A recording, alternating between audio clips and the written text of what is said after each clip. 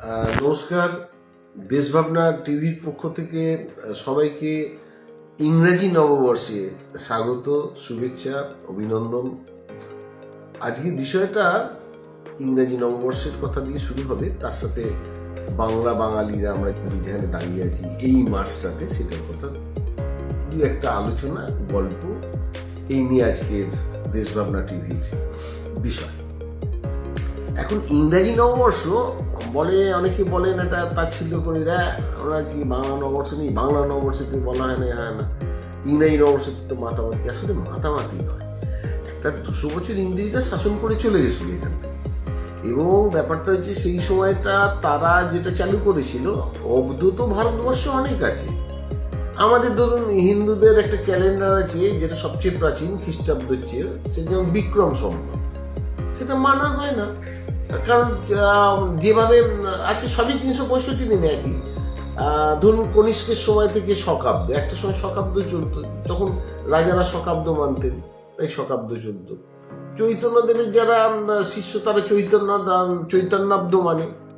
আমাদের বাঙালিরা যারা, তাদের একটা আলাদা ক্যালেন্ডার রয়েছে, বঙ্গাব্দ, পয়লা বৈশাখ সেখানে আলাদাভাবে এরকমভাবে হয়।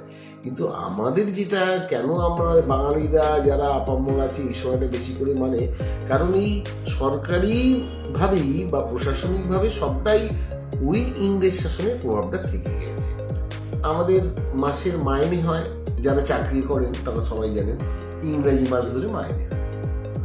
ছেলেপুলে ভর্তি হচ্ছে, তাদের সবকিছু হচ্ছে ওই স্কুল পাঠশালা যাবতীয় যা কিছু ইংরাজি বছর ধরে, মানে খ্রিস্টাব্দ ধরে।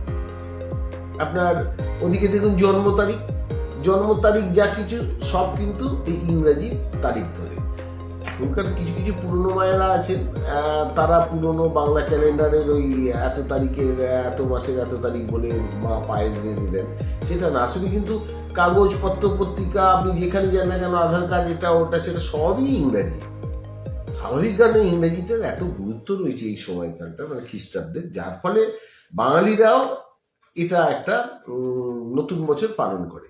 এর কারণ রয়েছে দুটো। একটা হচ্ছে দেখুন, ব্যাপারটা খুব কালারফুল হয় সময়টা। প্রথম কথা হচ্ছে শীতকাল, এই সময়টাকে ধরে মজা করতে যায় মানুষ, তো নানা রকম মজার রসদ খোঁজে। বড়দিন, তারপরেই হচ্ছে আপনার 1 জানুয়ারি আসছে, এই যে নববর্ষের নতুন দিন সবাই সাজিয়ে গুজিয়ে উঠছে।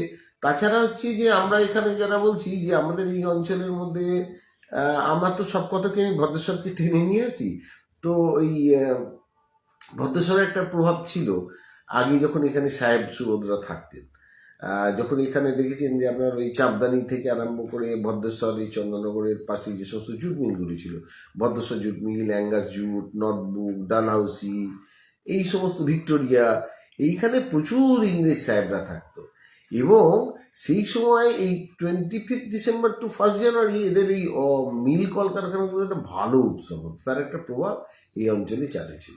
এবং যারা এখানে ছোটোখাটো ব্যবসাদার ছিলেন, মানে যারা মিলে বিভিন্ন জিনিসপত্র সাপ্লাই করতেন, তাদের পারিবারিক সূত্রে তাদের গল্প শুনেছি যে বিশাল করে তাদের জন্য, সাহেবদের জন্য এই ভেট যেত এই সময়। বিভিন্ন ড্রিঙ্কসের বোতল, খাবার দাবার, চকলেট, ফল মূল, এই সমস্ত নানা জিনিস দিয়ে বিশাল একটা ধামা। সেখানে কিন্তু আর সাহেবিয়ানার ব্যাপারটা হচ্ছে বাংলার ধামা।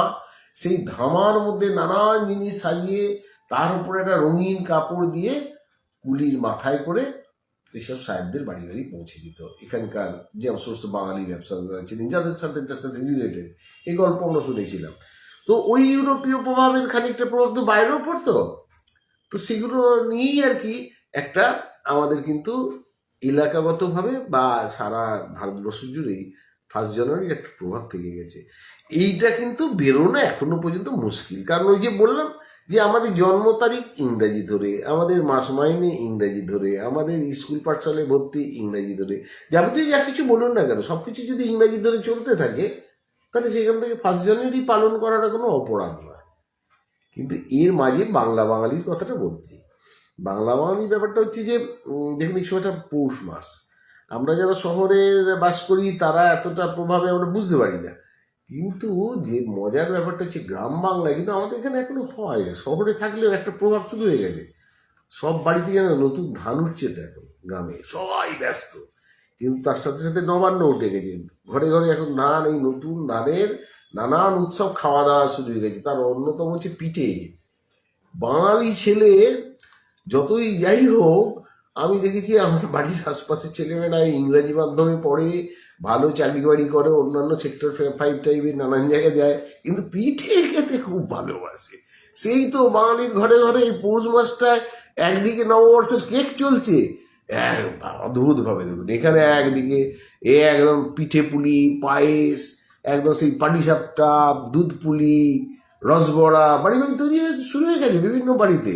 আমাদের বাড়িতেও তৈরি হচ্ছে, অন্য বাড়ি থেকেও খবর পাচ্ছি হচ্ছে, তারা খাচ্ছে। তার মানে কি দেখুন, নতুন ধানের উৎসব এটা আমাদের শেকড়ের জিনিস। আর নববর্ষটা ওই পিঠে পুলি উৎসবটা। আর নববর্ষ যেটা ইংরেজিতে আমরা পালন করি, কেক খাওয়াটা, এটা বাইরের আবরণ। বাইরের আবরণটা থাকে জানেন তো, মানুষের দুটো সত্তা থাকে তো, একটা ভেতরের শেকড় আর একটা বাইরের শেকড়, বুঝতে পারছেন?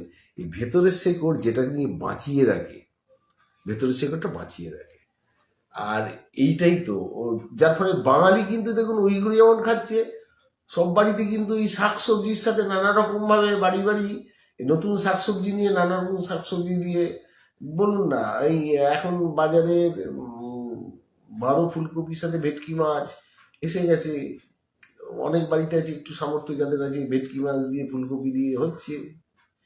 চুনো, নানান ধরনের মাছ, নদী নালার জল কমতে থাকায় চুনো মাছ আসছে, ওখানে পেঁয়াজ কলি দিয়ে, চুনো মাছ দিয়ে, টমেটো দিয়ে, নানা রকমভাবে শাকসবজি অন্যান্য নিয়ে টিয়ে, এরকম বাজারে কত শাক এই পৌষ মাস। তার মানে এটা কি একদিকে যেমন শুধু ইংরাজি নববর্ষটা না, এটা উৎসবের মাস আসলে। কারণ এই যে আপনার পৌষ সংক্রান্তি হবে, বাংলার সবচেয়ে বড় গঙ্গাসাগর উৎসব, তার সাথে সাথে বাংলার বিভিন্ন জায়গায় প্রতিদিনই মেলা থাকবে। একটু খোঁজ নিয়ে জানবেন, প্রতিদিন গ্রামগঞ্জে বিরাট মেলা বসবে। এবং প্রতিদিন পয়লা পৌষ সংক্রান্তিতে যদি ধরেন, তারপর দিন উত্তরায়ণের মেলা, তারপর আমাদের বাংলা বাড়ির কাছে একটা বিরাট বড় মাছের মেলা হবে এখানে উত্তরায়ণের দিন, মানে পয়লা মাঘ। তারপরে দেখবেন কোথায় মিষ্টির মেলা হচ্ছে, কোথায় পীরের মেলা, মানে পীরের উরস যেটা বলা হয়, উরস। তারপরে কোথায় আপনার ওই কি বলে আহ মূলো নিয়ে কোথাও আর কি একটা বিশাল মেলা হচ্ছে, কোথাও আলু উঠেছে বলে আলুর দমের মেলা হবে আমাদের হুগলি জেলায়, কোথায় কাঁকড়ার মেলা হবে। সেই বাঙালি এই সবগুলো কিন্তু ফেস্টিভ মুড এইটা চলবে। এই যে দীর্ঘ, আমাদের তো আসলে শীতকালটা ভীষণ কম, দেখতে দেখতেই কিন্তু জানুয়ারিটা যেই শেষ হয়ে যায়, অর্থাৎ মাঘ পর্যন্ত আমাদের চলে। মানে ওই করে আমাদের বাংলা একটা এই পৌষ মাস চলছে তো, পৌষ মাস আর মাঘ মাস, এই পৌষ মাস নিয়ে একটা কথা আছে যে একদিকে যেমন বিপদ আর একদিকে আনন্দ। দেখবেন সেই কথাটার প্রবাদটা বাংলা আছে, কারুর সর্বনাশ, কারুর পৌষ মাস। কারুর পৌষ মাস বলা হয় সর্বনাশের বিপরীতে পৌষ মাস বলা হচ্ছে, পৌষ মাস মানে হচ্ছে আনন্দের মাস। একদম ভীষণভাবে মানুষ মেতে ওঠে ভেতরে ভেতরে। খাওয়া দাওয়া, বাড়িতেও কিছু উৎসবে কোথাও পার্টিসিপেট না করলে বাড়ির খাওয়া দাওয়ার প্যাটার্ন দেখবেন একদম চেঞ্জ হয়ে যায়। আমরা সারা বছরে যেগুলো এই সময় আমাদের খাওয়া দাওয়া প্রত্যেক বাড়িতেই, যে যেমন আমরা উপার্জন করে বাড়িতে মানুষ সেসবভাবে, এবং চারিপাশে রঙিন জামা কাপড় পরে বেরিয়ে পড়া, এদিক যাওয়া ওদিক যাওয়া, পিকনিক করা, এইসব নিয়ে কিন্তু একদম।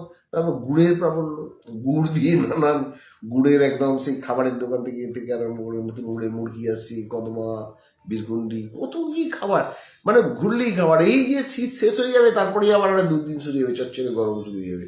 যার ফলে এই সময়টা চেটে পুটে মানুষ খুব আনন্দ করে।